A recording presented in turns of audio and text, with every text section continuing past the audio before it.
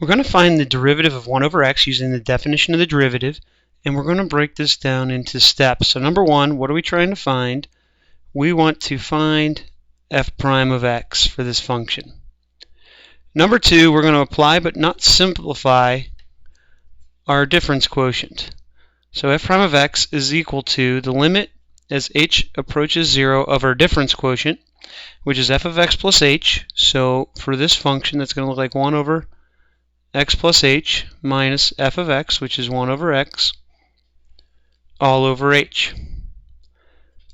Step 3, we're going to find a common denominator, but we're not going to simplify just yet because I just want you to see where everything comes from. So f prime of x is the limit as h approaches 0. The common denominator is going to be x plus h times x. So here I'll have 1 over x plus h times x, but I also have to multiply the numerator by x, so I'm not changing what I have. Minus, now this is going to be 1 over x times x plus h. Well, I multiplied by x plus h in the denominator, so I also have to do it in the numerator. Now don't forget, this whole thing is over h. This is a very important step in the process.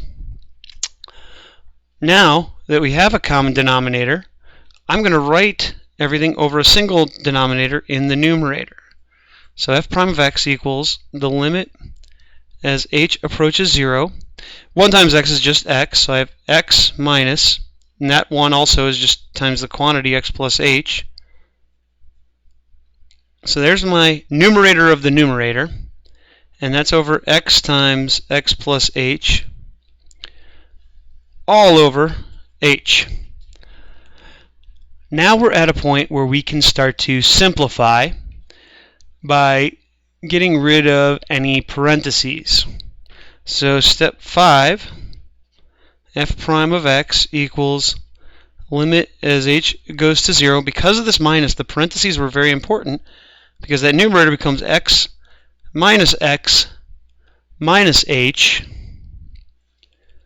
over x times x plus h, and again the whole thing is still all over h.